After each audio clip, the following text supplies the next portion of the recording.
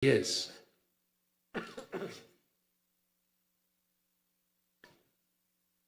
Dice la palabra del Señor: todo lo que te viniere a la mano para hacer, hazlo según tus fuerzas, porque en el Seol a donde vas no hay obra, ni trabajo, ni ciencia, ni sabiduría. Leámoslo todos al unísono.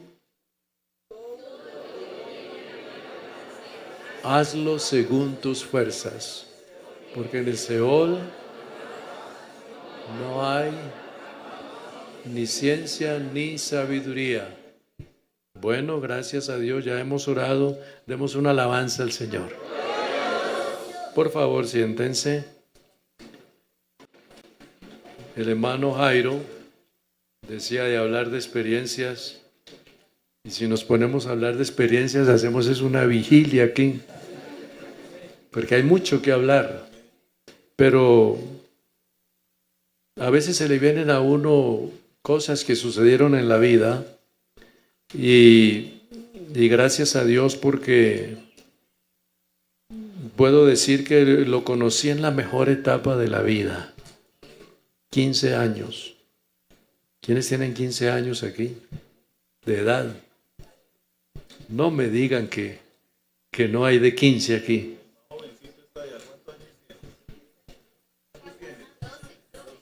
12. Me ganó. 12. Cuando lo conocí a los 15, pasé al altar, un saloncito pequeño, bien pequeño, no tenía ni piso. Y entonces yo le dije: Señor,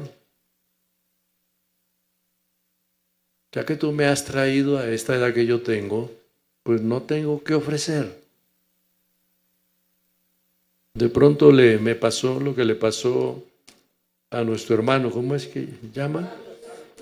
Carlos. Cuando usted tenía 15 años, ¿tenía dinero? No tenía ni con qué desayunar, ni con qué comer. Y los que tienen 15 años y 14 y 13 mantienen el bolsillo esperando que papá y mamá regalen algo para echarle al bolsillo. Sí, porque esa es la vida. Entonces yo le dije: Señor, yo no tengo dinero, no tengo nada, pero tengo mi vida. Si te sirve, tómala. Y entonces, a los 15 o 20 días fui bautizado en el nombre de Jesús, después recibí el Espíritu Santo.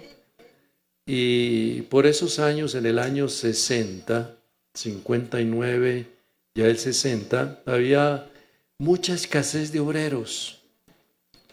Y cuando yo entré, ya recibí el Espíritu Santo y ahí mismo ya resulté siendo maestro de escuela dominical. Y yo ni conocía bien la palabra y ya era maestro de escuela dominical.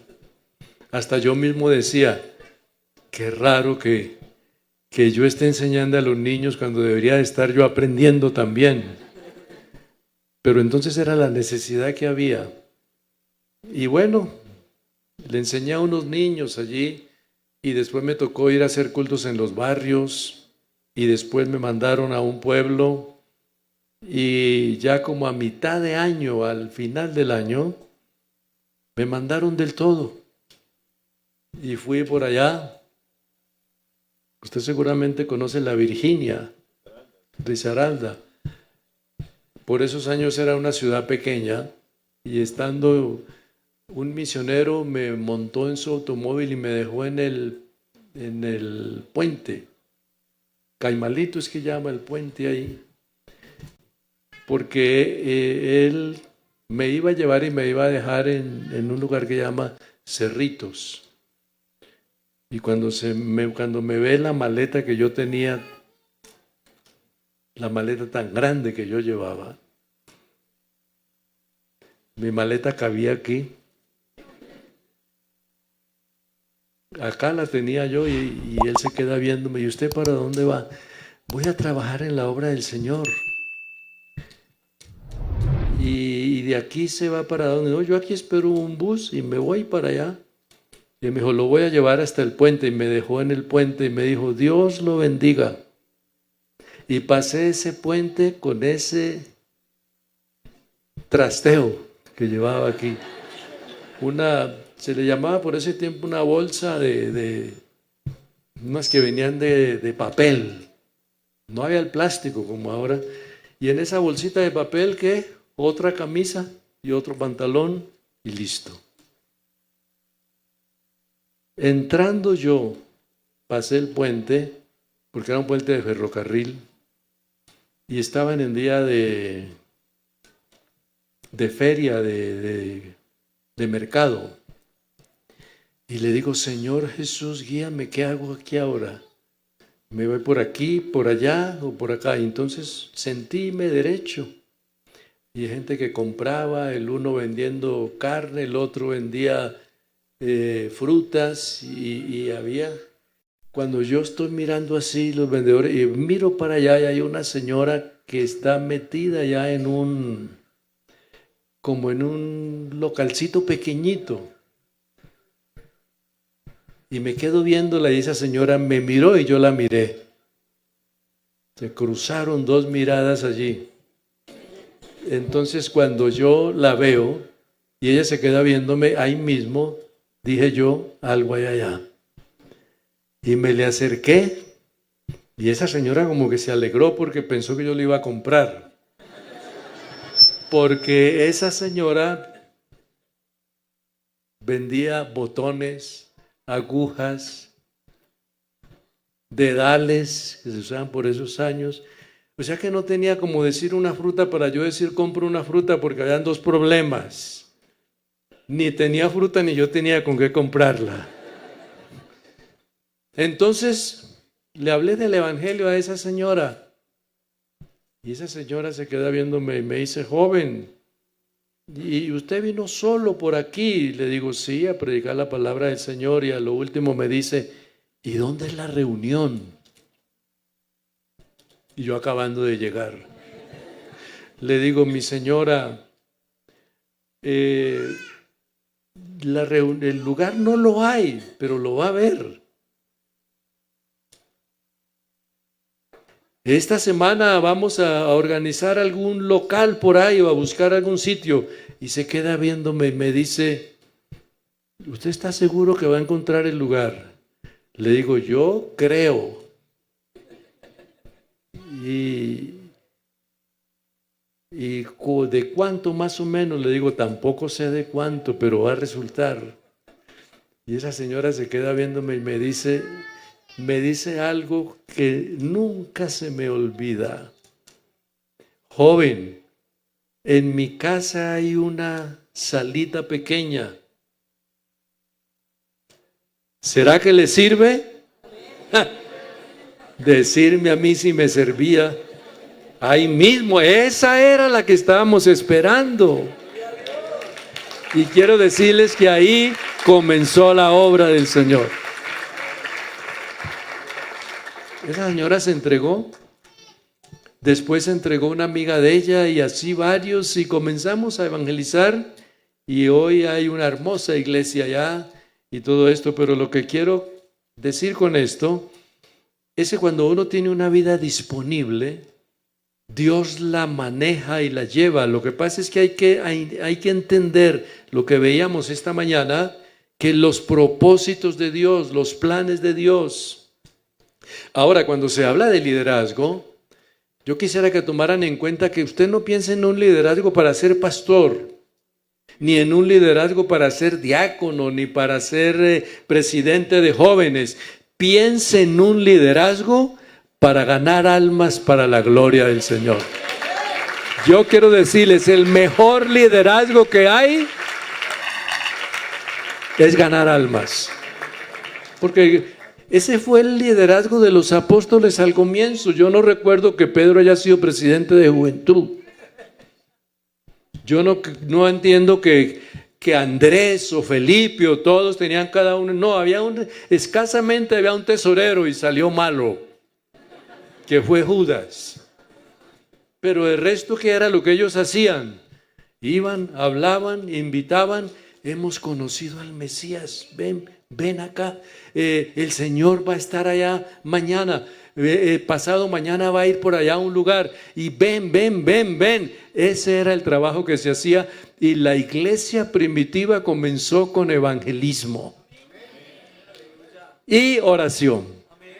Por eso la iglesia comenzó hablando ya de aglutinar o de reunir personas, comenzó en Pentecostés, porque estaban todos unánimes, ¿qué? Y estaban haciendo ¿qué?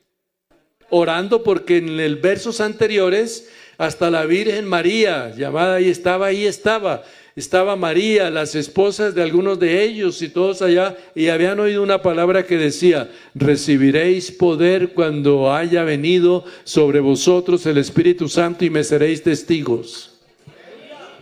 Entonces cuando ellos se van allá, y después de que reciben el Espíritu Santo, explota esa libertad.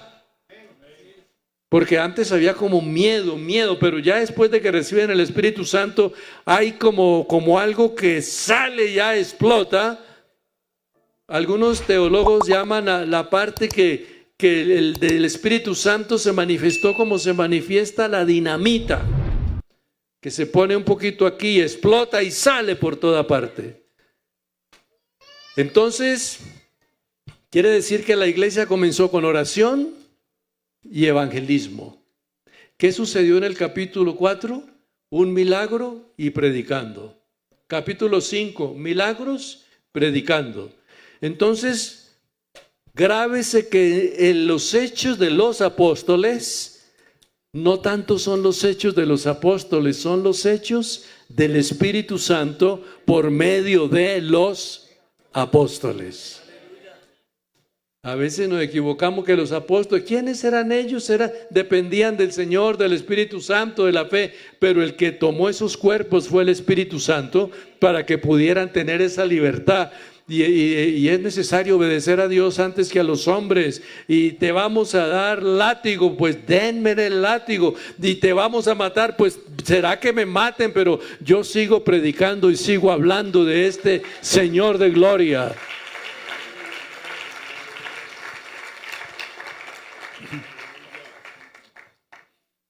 Cuando visité una vez al misionero en Roma, allá en Italia, yo tenía dos deseos. De esos deseos que se le vienen a uno como extraños o raros o inexplicables. Entonces le dije: mira, hazme un favor, tenemos ya este día libre, yo quiero conocer una catacumba y quiero conocer una casa que hay en Roma, que todavía se conserva, donde vivió el apóstol Pablo los últimos días de su vida antes de que se lo llevaran a decapitar. Y allá se conserva la casita esa. Y yo estuve por allí y era sencillito, un cuartico. No era pues como decir es un hotel con baño privado, todo eso no, era prácticamente algo que era rejas por aquí, no era como la contextura de lo que se conoce ahora. Pero entonces ahí muestran donde él dormía, que no era una cama con un colchón de esos pullman y todo. No. Era prácticamente como en el mismo cemento o el mismo ladrillo que había allí y un chorrito de agua que caía continuamente. Entonces ahí estuvimos, le dimos gracias a Dios por haber conocido a Jesús. Y entonces yo me ponía a pensar que ahí estuvo Pablo y lo iban a visitar los que querían verlo, conocerlo, y al mismo tiempo los que querían escuchar la palabra. No me voy a dedicar mucho a esto porque esto sería como un curso de evangelismo. Pero les quiero decir algo. El apóstol Pablo ganó muchas personas y las ganó porque fue el apóstol de los gentiles. Pero les quiero decir que los más creyentes que Pablo haya ganado, los ganó en la cárcel. Usted dirá, ¿por qué? Sí, porque los ganó en la cárcel, porque el gobierno lo tenía como una persona peligrosa. Y al tener la persona como peligrosa, lo tenían aparte y a veces lo trataban bien, a veces regular y a veces mal. Pero lo que quiero rápidamente para salir de lo que les estoy diciendo es que había una ley y era que él tenía que amarrarlo con una cadena. ¿Y sabe qué era lo otro? Que a 3 o 4 metros tenía que estar el otro amarrado a la cadena donde él estaba. Entonces Pablo, al tener una persona aquí y ver al otro a 4 metros, ¿qué le iba a hablar? ¿Qué le iba a decir? ¿De quién le iba a hablar? Y cuando ustedes lean la palabra del Señor por allá en varios libros, va a encontrar que habla de la casa de César. ¿Lo han leído o no? Saludos a los de la casa de César. Habían cristianos allá donde estaba César, el emperador. Porque los que se convirtieron al lado de Pablo fueron los vigilantes, la mayoría. Llegaba él y le decía, el Señor Jesús te salva, te sana, te libra. Y ese no podía decirle, vete de aquí, no me hables, porque estaban ligados. No podía, bueno, entonces me voy. No, el otro tenía que venirse porque ambos estaban amarrados. Entonces ahí Pablo ganó unos y otros se convirtieron después y otros después, pero ganó mucha gente porque precisamente Pablo fue la persona que Dios escogió para que ganara a los gentiles, mientras que los otros se dedicaron mucho a los judíos. Pero Pablo se dedicó a los gentiles y Pedro, que estaba un poquito, digamos, como contrariado, disgustado o que miraba las cosas de otra forma, él estaba pensando, ahora voy a ir y le voy a hablar a tal familia, judíos, les voy a decir lo que Jesús hace y todo aquello, cuando se le aparece un ángel y le dice, oye, ve a un lugar donde hay un hombre que está orando. Ah, pero es que ese es un gentil, ve allá. Y entonces él ya dice, pero ¿cómo es que yo, que tengo la capacidad de hablarle a los de mi raza, me manda a los gentiles? Pero yo no sé, yo voy a ir a ver por obedecer, pero yo no creo que sucedan muchas cosas allá. Esos gentiles es lo más malo que hay. Idólatras, mal hablados, altaneros, agresivos, groseros, asesinos, de todo, comenzando porque el imperio romano era un imperio gentil. Y cuando llega ya a casa de ¿quién? Cornelio.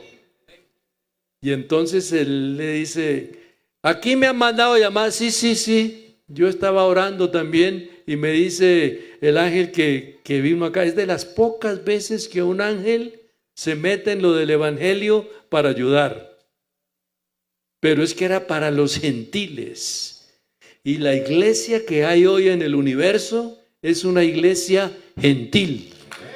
Dele un aplauso al Señor ahora.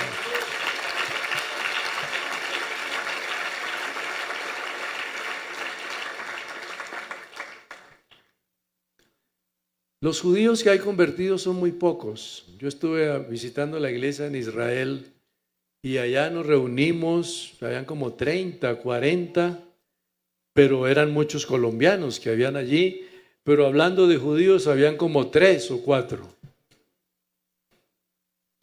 Y se entregan muy poquito, pero se entregan. Pero hablar de los gentiles es hablar de que todos los días en Colombia hay bautismos en el nombre de Jesús.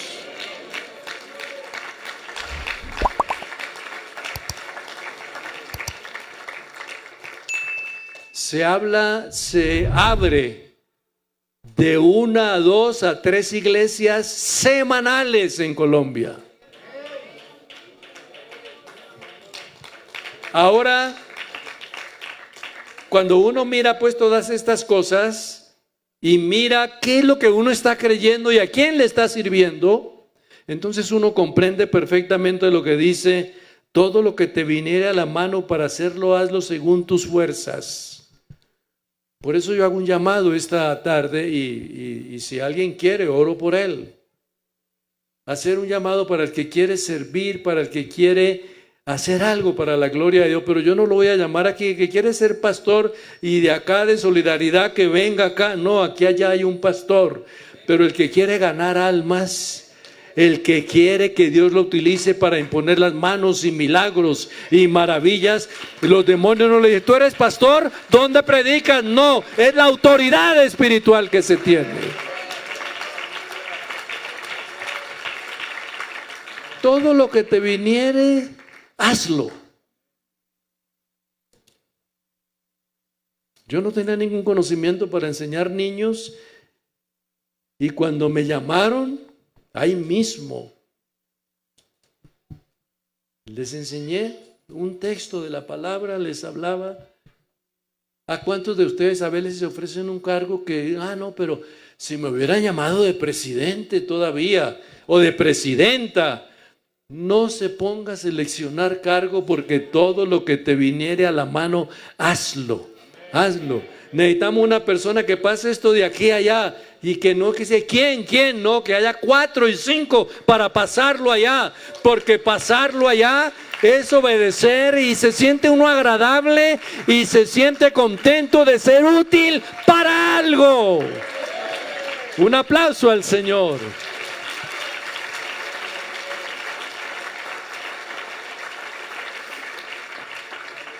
Un líder, que yo les decía esta mañana, un líder, usted tiene el líder allá adentro. Lo que pasa es que a veces el líder no aflora, no sale, porque la persona no se preocupa, pero cada uno tiene una imaginación, una idea, un plan, un proyecto. Cada uno, note esto: si usted ve unos niños jugando, 4 o 6, indirectamente uno de ellos o de ellas los está guiando. Yo tengo una hija que se llama Keila, ya es casada con sus niños, y cuando Keila tenía como 8 o 9 años, ¿usted sí recuerda? Entraban unas niñas de 14 y de 13. ¿Y tú a qué vienes? A jugar con Keila. Y Keila de 8. Y yo le digo a Keila, pero mira la estatura. Ella lo alta, dice: papá, pero es que ellas vienen y aquí jugamos y yo les digo hagamos esto. Había un liderazgo en esa muchacha. Y así pasa con los niños.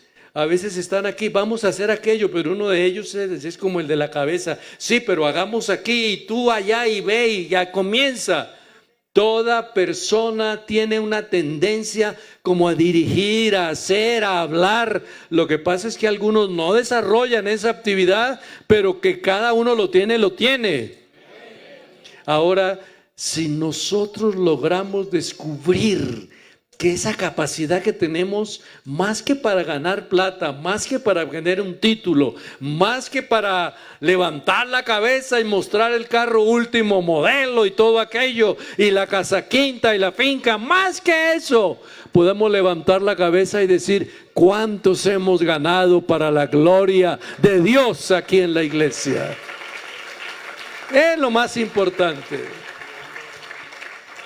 Todo lo que te viniere a la mano para hacerlo, hazlo. Porque va a llegar el momento en que ya no se puede hacer.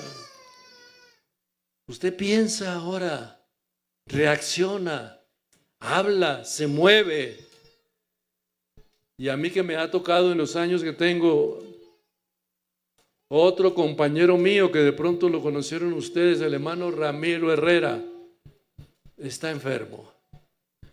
El hermano Ezequiel Otálvaro está enfermo. El hermano Salomón Muñoz está enfermo. Y varios ya enfermos, casi no conocen, casi no distinguen, ya no pueden predicar.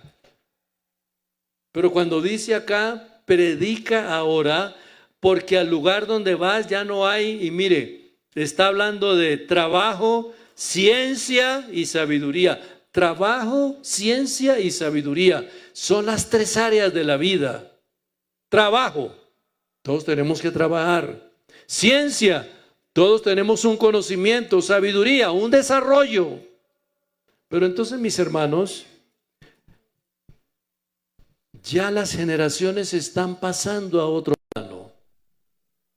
No se quede usted pensando qué va a hacer todavía con la edad que tiene, cuando Dios lo llamó, que todavía piensa, reacciona, tiene fuerzas. Y a veces hay personas, yo a veces veo personas madrugando 5 de la mañana, trotando por allá, trotando. Y yo digo, lástima que la fuerza la están empleando para ponerse a recorrer y trotar. Y hay hermanos que no se levantan siquiera a darle gracias a Dios, a orar, a buscar a Dios, a ganar las almas ni nada. Entonces yo creo que si Dios nos ha sacado de allá y nos tiene acá, es porque tiene planes con nosotros.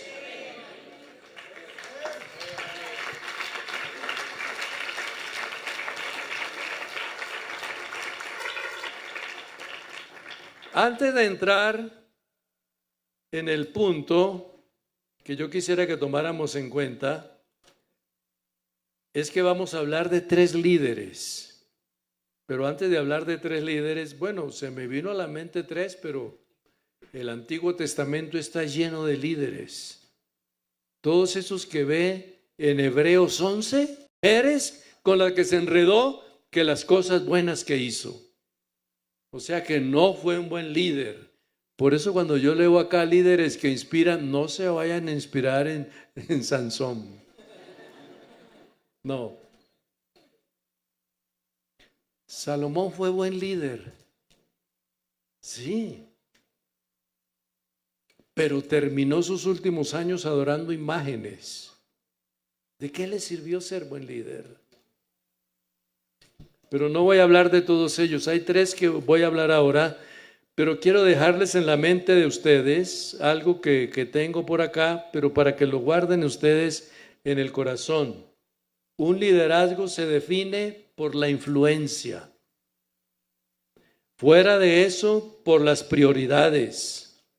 Es el elemento más importante del liderazgo, la prioridad.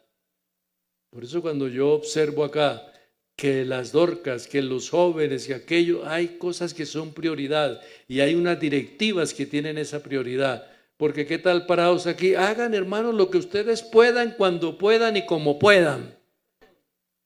No funciona nada. Pero si cada uno sabe el área que le toca, entonces noten ustedes que el verdadero liderazgo va acompañado de algo que llama integridad. Y la integridad no es para humillar al que está al lado. Este casi no sabe ni hablar, no sé qué. No, puede ser que ese no habla mucho, pero trabaja más que usted. Porque es que ese es el asunto. Ahora, producir un cambio positivo. La manera más rápida de alcanzar el liderazgo es no esperar un cambio acá, pero por ahí que venga dentro de unos 4 o 5 años. No. El cambio tiene que ser pronto, para trabajar pronto, para hacer la labor pronto, porque Dios no necesita ya, pronto, rápido, porque las cosas de Dios no son a larga distancia, sino a corta distancia. Ven, sígueme. Te voy a seguir dentro de tanto tiempo. No, ven, sígueme. Deja que ellos hagan lo que tienen que hacer allá, pero tú sígueme. Que tengo que sepultar allá, deja que sepulten allá a los muertos, pero ven tú, sígueme. O sea que parece que Jesús trabajó a corto plazo. Trabajó a corto plazo. La multiplicación de los panes, ¿qué tal que le hubiera dicho? Bueno, ¿ellos tienen hambre? Sí, Señor. Entonces vamos a ver cómo ahorramos un poquito para dentro de 2 meses que los volvamos a traer, les damos pan. Eso fue rápido. traigan lo que tienen. Y ahí mismo comienza. Y aquí está la canasta. Y dio gracias y mete la mano y saca y da. Y saca y da. Y los que hacen los matemáticos dicen, ya va 2, 3, 4, 5. Y alguien dice por allá, se acabaron. Y el Señor vuelve y mete la mano y saca 6, 7. Y después 90, 91, 100. 110, 120 y mirando a esa canasta, pero no sé qué pasa, pero esa canasta no puede guardar tanto y ya van como 4,000 y pico y todavía hay. Es que Él es milagroso y poderoso y misericordioso. La manera más rápida de alcanzar un liderazgo es aprendiendo a resolver problemas. Si usted quiere tener un buen liderazgo en la casa, pídele a Dios que le dé cómo resolver los problemas. Y su misma señora y sus hijos y usted va a entender que no hay problema que le dañe el hogar porque tiene la ayuda del Dios Todopoderoso para resolver sus problemas. La actitud, la gente, la visión, la autodisciplina. Por eso yo les decía que todo esto... Hay unos escritores que hablan y dicen que todo liderazgo se levanta o se cae desde un punto de vista de liderazgo. O sea, el liderazgo sirve para levantar o para caer, pero sirve para algo. De ahí, mis hermanos, entonces que el crecimiento de una iglesia está relacionado con el crecimiento y la salud del liderazgo. ¿Por qué han crecido ustedes? Porque allá han descubierto que hay un líder que, como se dice ahora comúnmente, copiaron, ¿verdad? Yo tenía una reunión una vez y le decía a alguien, ¿ustedes entendieron lo que dije? No. Digo, bueno, volvamos a decirlo. Y volvimos y tuvimos unas palabras allá. Y después le digo, ¿lo entendieron? Sí, lo entendimos. Entonces copiaron. Es que cuando uno entiende al líder, hace un trabajo y ambos quedan contentos. El que lo hace y el líder. O sea que eso es interesante, digamos. ¿Por qué razón? Porque una organización se levantará siempre que haya un liderazgo. Si ustedes quieren tener mucho más gente, sigan con ese liderazgo que Dios les está dando. Si quieren aumentar la cantidad de gente, sigan con ese liderazgo. Y si hay 2 dominicales y habrá que tener 3 o tener 4, es por el liderazgo. Pero porque van descubriendo ustedes por dónde va, como dicen en la costa, por dónde sube el agua. ¿Por dónde sube el agua al coco? ¿Usted no se ha puesto a pensar? Hay una cantidad de cocos allá, pero no hay una tubería. Quite uno de esos y pártalo y sale un vasao de agua. ¿Quién metió esa agua allá? ¿Quién? Es que es un proceso.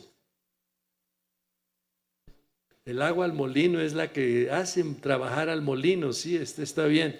Pero entonces cuando uno descubre cómo es el trabajo, cómo se hacen las cosas, hasta le agrada a uno hacerlo y los que están con el equipo, ya usted sabe para dónde van ellos y ellos saben para dónde va usted.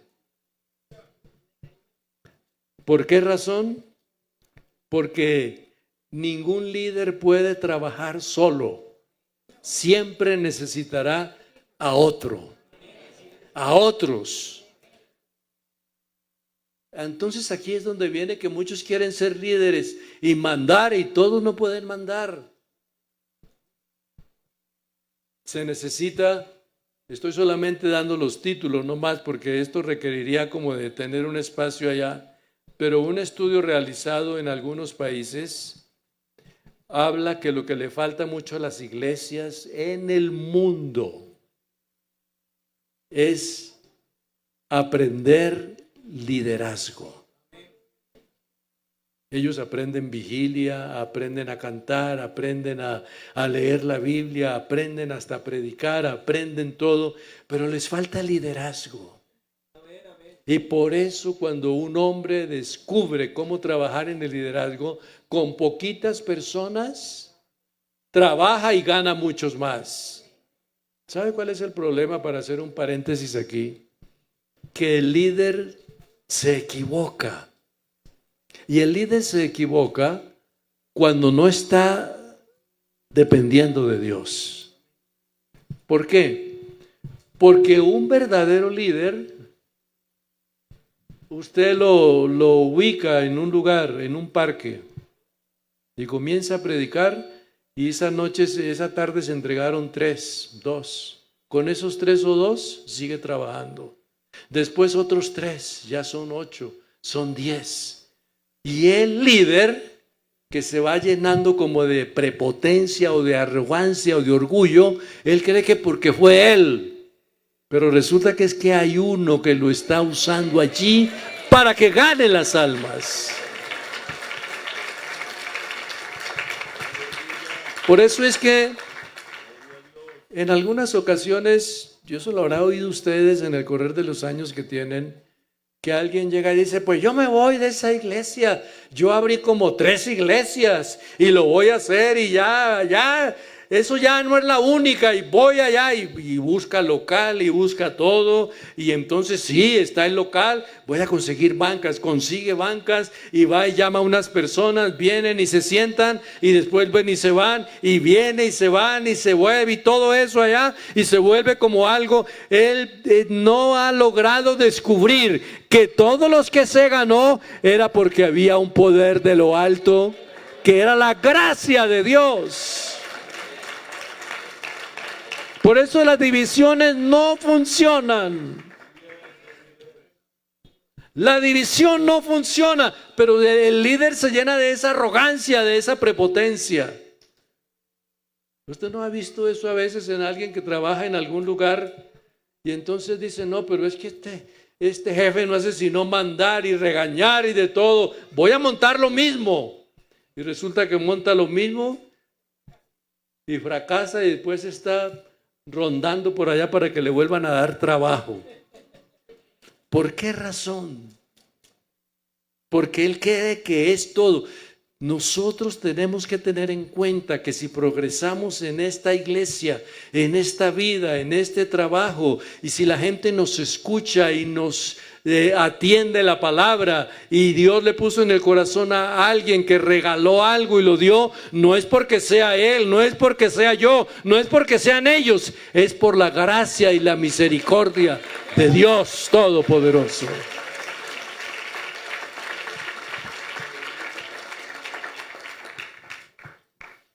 En estos días alguien me contaba el testimonio y yo conocí el lugar, y dice que ese pastor se puso a orar: Señor, tú me has ayudado en tantas veces y tantas cosas, pero mira, ya me pidieron este local. Es difícil encontrar un local para predicar. Señor, ayúdanos, ayúdanos. No puedo pensar en dinero, porque eso era en Estados Unidos, porque un templo para comprarlo, eso está costando 500,000, $1,000,000, 2 millones o más. Así que, Señor, por ese lado, pero provéenos un lugar. Y se puso a orar de esa manera: provéenos, provéenos, provéenos. Hasta que un sitio donde él iba a tener reuniones, que era una iglesia luterana, uno de esos sacerdotes luteranos le dice: oye, ¿a usted no les interesa esta iglesia acá? Y él dice: ¿cómo que no nos va a interesar? Claro, pero eso es mucha plata. Ustedes no pueden pagar algo. Dice: no tenemos plata. Bueno, está bien. Entonces se fue el uno por un lado y el otro por el otro. Y se pusieron a orar. Y sabe que a lo último A lo último, ese que le había preguntado habló con los jefes y reunieron y llamaron al pastor. Pastor, queremos venderle esto. Y él siempre, ¿pero de dónde? Hasta que dice el jefe de ellos allá, en los Estados Unidos no se puede regalar, sino vender. Y esto se lo vamos a vender. ¿Cuánto? $1. ¿$1? $1. Y apareció la escritura, vendido eso en $1 a la iglesia.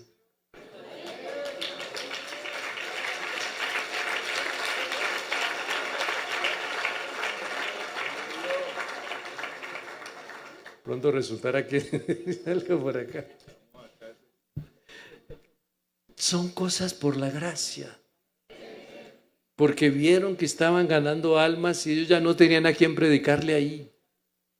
Y se reunían ellos 3 o 4 y el otro hermano acá con 50 o 60. Hasta que ellos dicen, no, pues vendámosles o démosles ese templo, porque acá ya tiene tal enfermedad y la otra tal enfermedad y un momento a otro se mueren y ahora acá, y de pronto el gobierno ya se queda con esto, entonces regalémoselos a ellos allá, y resulta que fue Dios tocando corazones aquí para obrar lo que tiene que obrar allá. El rumbo de una iglesia depende de quién la dirige. Hay algunas definiciones. El liderazgo es una influencia y la habilidad de una persona para influenciar a otros. O sea que, en otras palabras, los otros que logran detectar al líder y sus planes, lo escuchan y lo siguen. Lastimosamente en el mundo han habido líderes que han dañado la sociedad porque los buscan para lo malo. Y como son líderes, es que el liderazgo es una particularidad que tiene la persona de convencer a los demás. Si lo convence para lo bueno, qué bueno, pero lo puede convencer para lo malo. Esos señores o esos muchachos o esas personas que se dedican al vicio, son líderes para lo malo. Ven, este poquito yo te lo regalo. Esto lo absorbes o lo untas en la piel, ya. Y cuando necesites me avisas. Ya lo está convenciendo para lo malo. Y después que lo tiene ya enredado y todo, le va cobrando y después le dice, bueno, yo no te puedo regalar todo siempre. Ve y busca por allá y te lo doy a buen precio. Y el muchacho se va y saca de la casa y roba y hace todo para poder traer algo al líder que tiene allá. Una sociedad que se ha dañado por el liderazgo, pero la iglesia seguirá avanzando y esta iglesia, solidaridad. Denme en el eslogan, ¿cómo es? Dígamela a una sola persona, a ver. Eso. ¿Ustedes seguirán con ese liderazgo? Y si le tocó predicar, predica. Y si le tocó cargar este aparato, lo carga. Y si le tocó llevar esa silla, la lleva. Y si le tocó llevar el agua, lo lleva. Pero algo está haciendo para la gloria de Dios. Pero no se va a dejar convencer por lo de allá.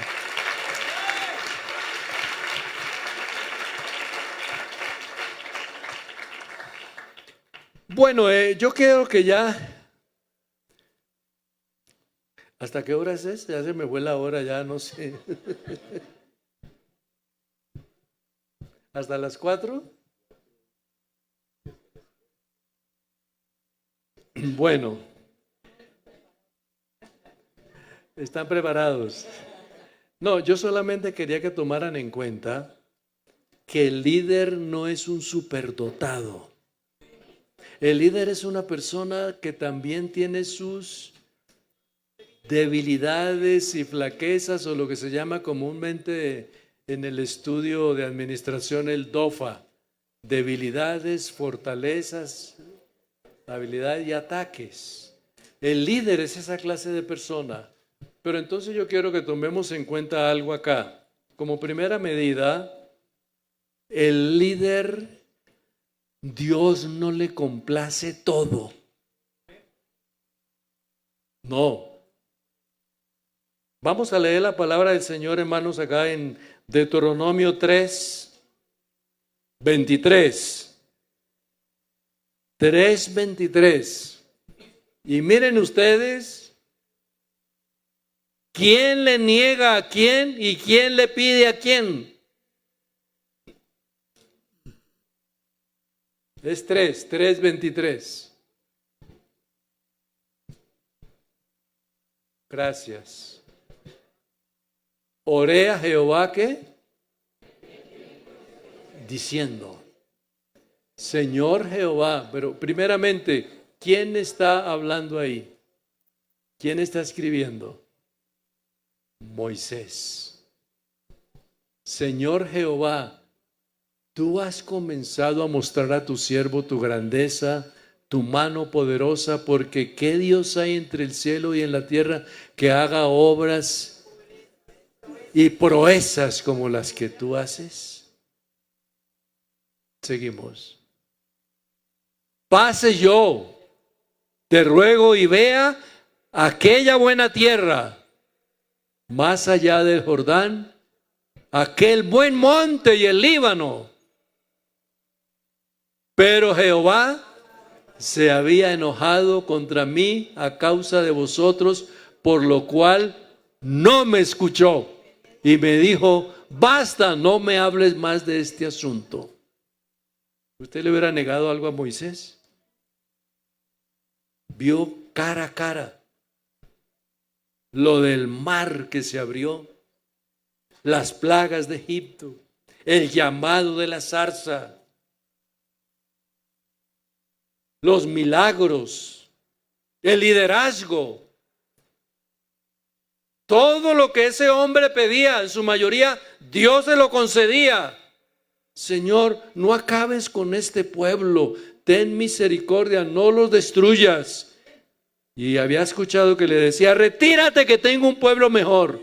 Y él dice, no, Señor, si no los has de perdonar a ellos, pues tampoco yo, méteme mejor entonces con ellos y todos pereceremos, pero entonces esa era la clase de persona y de líder que era Moisés.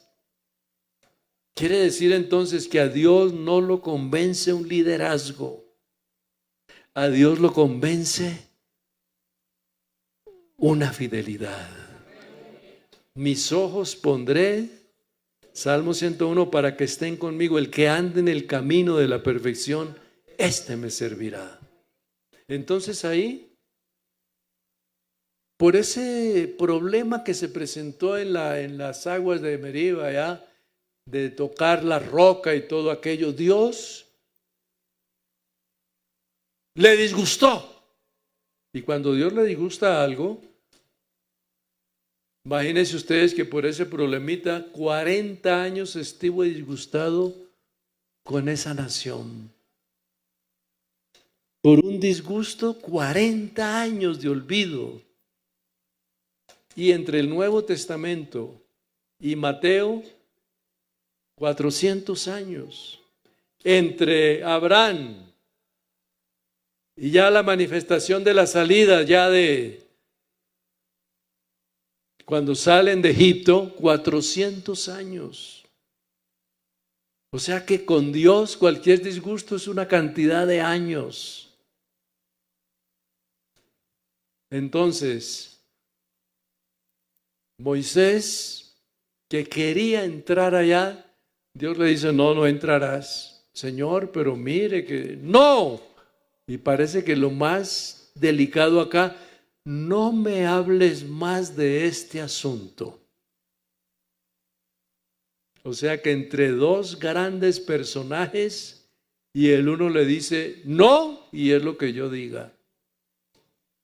Entonces, ese liderazgo de Moisés no es que no sirvió, sino que Dios siempre tiene en cuenta hasta dónde llega el mismo líder. Porque hay líderes que no sirven para tener un liderazgo largo, sino corto, porque se llenan como de prepotencia. Se llenan como de orgullo. Y antes uno lo que debe de hacer es que cuando Dios lo usa, bajarse más. Y que Dios lo usó para algo más pequeño, más pequeño, más pequeño, para que Él sea el que crezca, sea honrado y sea glorificado.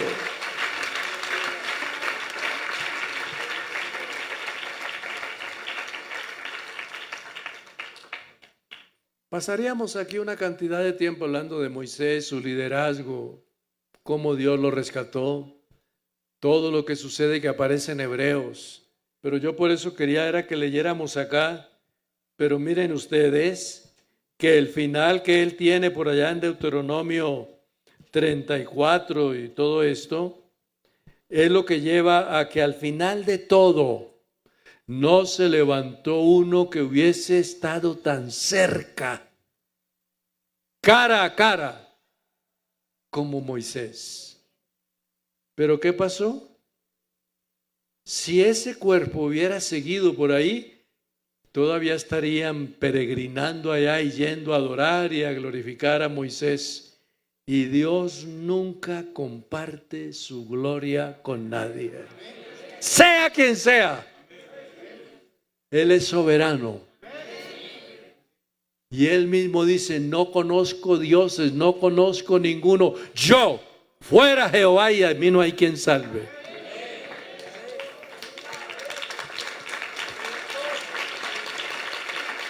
Cuando Dios te dé un liderazgo, vuélvete más humilde. Vuélvete más sencillo. Vuélvete más acercado a Él.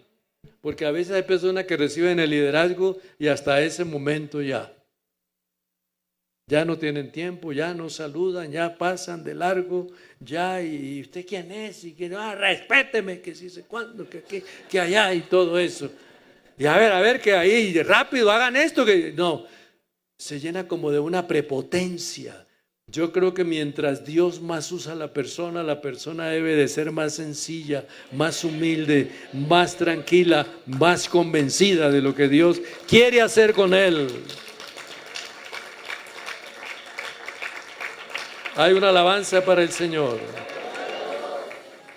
El otro hombre es David. David, si el mismo Señor dice que hallé a David, ve y úngelo, porque ese es el que he encontrado conforme a mi corazón.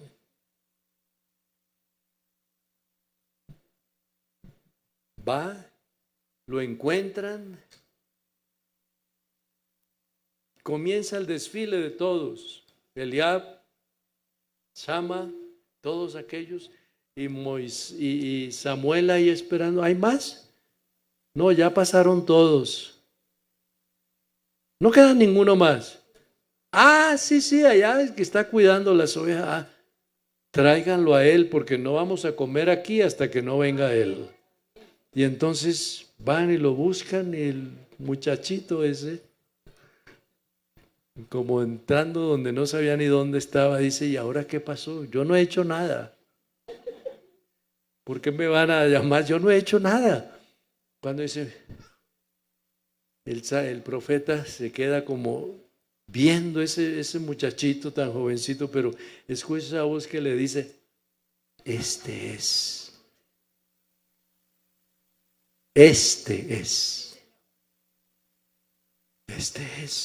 Sí, ese es. Y no digas nada porque tú estás mirando lo que tus ojos ven. Pero Jehová no es tanto lo que se ve allí, sino que Él conoce el corazón. Y ahí mismo le ungieron. Por eso es el único que tiene 2 unciones. Ese que recibe allí y la que recibe en Hebrón, cuando ya toma la unión de los 2 reinos, el de Judá y el de Israel, que precisamente estaban en esa discrepancia y se logra unir. El problema ese, cuando entró Salomón, vuelven y se separan. Pero entonces aquí hay algo, y es que ese valiente, ese hombre que reconoció el pecado, ese hombre guerrero, ese hombre de la doble unción, ese hombre humilde, no rencoroso, no vengativo. ¿Cuántas veces tuvo a Saúl cerquita y no le hizo ningún daño? Mira, rey, aquí está, dame la orden y acabo con él ya. Y dice, no le hagan nada. Líbreme, Jehová, de poner mis manos o hacerle algo al ungido. Respetuoso. O sea, una cantidad de características. Pero Primera de Crónicas 28:3, Dios le negó algo. Porque Dios no se deja convencer tan fácil. ¿Qué dice? Mas Dios me dijo, tú no edificarás casa a mi nombre. Has derramado mucha sangre, será tu hijo. O sea que el líder no es yo soy el líder, yo soy, gané esto, hice aquello, hice esto, hice lo otro. Oh Dios, mira que no, con Dios no se trabaja así. Antes, si has ganado mucha gente, oh Señor, regálame una almita más porque no he podido ganar todavía.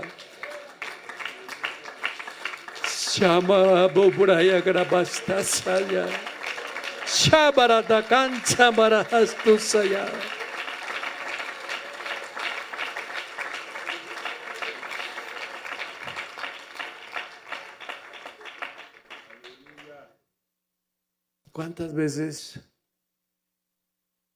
Dios permite que hagamos algo y nos deja a ver qué es lo que vamos a decir? Y entonces a veces alguien dice, oh, yo fui el que regalé esto. ¿Y por qué lo tienen así? Yo lo regalé.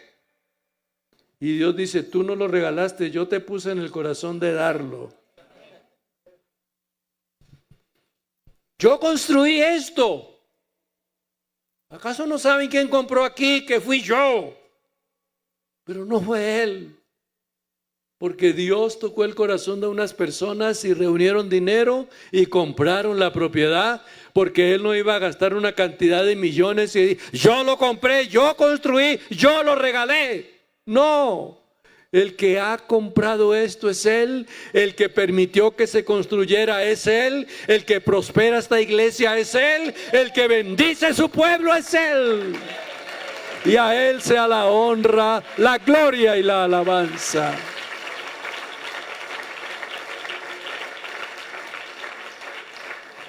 Voy a finalizar con este otro líder.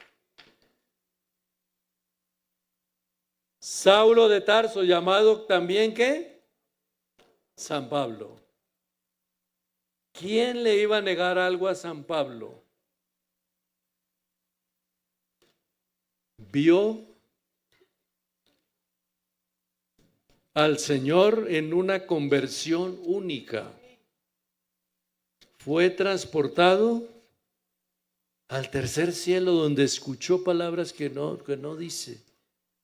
Y él, en su forma de hablar humilde y sencilla, dice: un hombre en el cuerpo, no lo sé, fuera del cuerpo, Dios lo sabe. Era él. Pero él no se atreve a decir, yo era, yo, como ese pronombre, yo, no. Él dice, es un hombre, una persona. Como cuando alguien se entrega al Señor y cuando alguien se arrepiente, eso era porque yo fui. Y yo le he tenido que decir a muchas personas, no es porque yo fui, porque si yo no hubiera ido otro, y Dios siempre salva a la persona. Sí, pero miren ustedes a esta clase de persona. Pablo dice acá en el capítulo, en 2 de Corintios 12, dice acá, el verso 8, respeto a las cuales 3 veces le he rogado que me quite esto de mí. Y me ha dicho, bástate mi gracia, mi poder se perfecciona en la debilidad. Y Pablo dice, por tanto de buena gana me gloriaré más en mis debilidades para que repose en mí el poder de Cristo. O sea que si le duelen huesos, cabeza, hombros, lo que sea, si Él permite que me duela todo el cuerpo para Él ser honrado, que me siga doliendo, porque yo quiero que Él sea honrado, exaltado y glorificado. Porque puede ser que si está la persona bien libre, bien sana, es capaz de ir a pecar. Y Dios le dice, no, yo quiero tenerte aunque sea enfermo. Mi potencia se perfecciona en la debilidad. Es que eso solo lo hace Dios. Dios llama a los más, entre comillas, más atrasados, más ignorantes, más inexpertos. Hablando de la ley y hablando de los barcos y los peces, ¿de qué sabían más Pedro y su familia? Pesca. Usted se acerca a donde Pedro y él le dice, esa barquilla, esa barca vale tanto, es de tal material, y vamos allá y te la ensayo allá y aquello, y comienza a hablar, y vamos a tal parte y allá hay esta clase de pescado y todo eso. Pero usted le hubiera dicho, bueno, y de la ley, hablando de la Torá, hablando de aquello, él sabe que había una ley que fue dada en el Sinaí, nada más. Por eso los apóstoles se volvieron expertos no tanto en la ley, sino en la gracia. Y Pedro ya por allá hablando, habla acerca de esa escalera, la que leyó nuestro hermano ahora, cuando está hablando más en la fe, virtud, como un escalón, en la virtud ciencia, en la ciencia templanza, en la templanza paciencia, en la paciencia temor de Dios, amor fraternal, porque el que hace estas cosas no caerá jamás. O sea que el que va escalando, llega al punto ya en que el enemigo no lo puede agarrar porque está sólido en su Dios.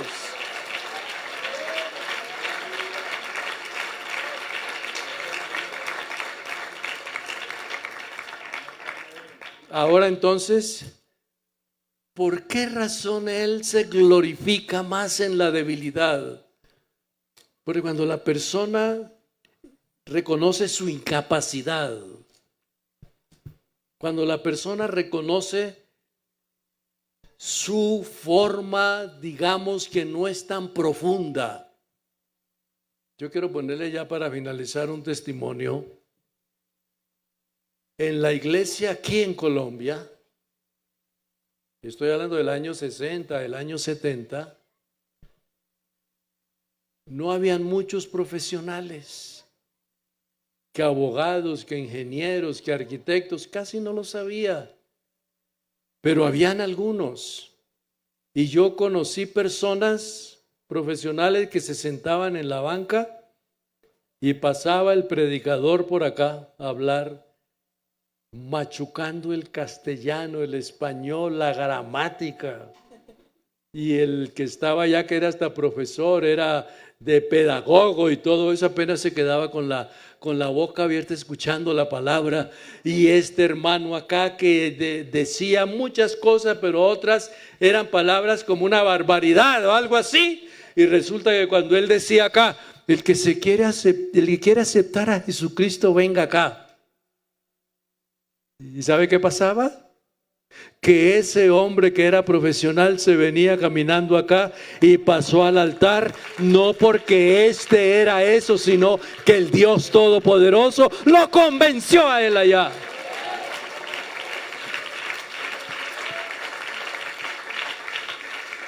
Porque Dios se perfecciona en aquel que no sabe nada. Dios se perfecciona en aquel Porque ¿qué tal? Eso, Jesús obró porque yo lo ayudé. Jesús obró porque era yo. Jesús obró, no. Jesús obró porque Él quiso hacerlo, porque yo no sirvo para nada, pero Él es el que sirve para todo.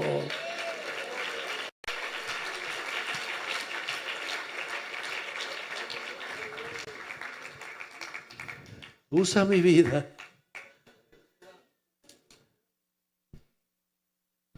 Yo quiero invitar esta tarde a un jovencito, a una jovencita, alguien que tiene liderazgo y Dios puede usarle para grandes cosas. Una vez me reuní en España, antes de haber misionero. Me estaban esperando en el aeropuerto, fui con otro hermano del consistorio de ese tiempo. ¿Y sabe quiénes me esperaban allá? 2 jovencitas y un jovencito de 15 años, 17. Hermano Reinel, aquí en esta salita nos reunimos 10, 15 y necesitamos un misionero. Y a mí me sorprendió que esas jovencitas estuvieran dedicadas a evangelizar en España. ¿Qué pasó? Que cuando llegó el misionero, esas jovencitas lo esperaron y ya se reunían como 20 y se fueron a un parque porque no había local. En España, los que han ido a España saben que hay un parque muy bonito, muy grande, que llama el Parque de los Reyes. Y allá pidieron un permiso y se pusieron a cantar y a predicar como 20. Al otro domingo como 30. Y se reunieron como más de 50. Cuando yo fui en una de mis idas a España, le dije a Marquitos, llévame allá. Y me llevó y me dice, aquí nos reuníamos, allí se sentaban, allá predicábamos, hasta que el administrador del parque nos dijo, ustedes están reuniendo mucha gente, es mejor que se vayan para otra parte. Y fueron y buscaron un local, y ahora la hora en España, más de 100 iglesias, más de 140 iglesias. ¿Cómo comenzó? Comenzó con unas jovencitas. ¿Sabe cómo comenzó la obra en Francia? Una muchacha llamada Isabelita Torres. Yo la acompañé ahí en París y ella se ponía una mochila aquí y yo le decía, Isabelita, ¿qué cargas ahí? Dice, mi ropa, tratados y una pequeña cobija por si me toca quedarme en alguna casa de las simpatizantes, me dan dormida. Y ahí cargaba. Una muchacha. Por eso les quiero decir que Dios puede tener ministerios aquí para llevar la palabra a algún lugar. Están en pie, por favor. Escúcheme. Déjate usar por Dios. Descubre lo que Dios quiere hacer contigo. Yo a veces veo jóvenes como tan interesados en otras cosas. Ganar plata, tener propiedades. Y a la hora de la verdad es bueno tener eso, pero no lo es todo. No lo es. Pero si tú le entregas al Señor esos planes, esos proyectos,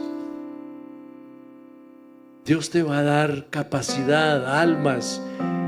Y cuando estés en la presencia de Dios, ahí no están ni las fincas ni las casas, sino las almas que ganaste para la honra y la gloria de su nombre.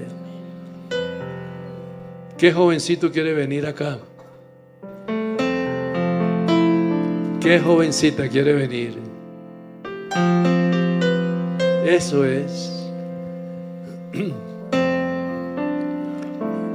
¿Qué pasaría si saliendo de aquí Dios lo llena con ese poder de libertad y resulta hablándole a personas que cuando las vean en el altar, esas personas van a decir: gracias que me hablaste la palabra?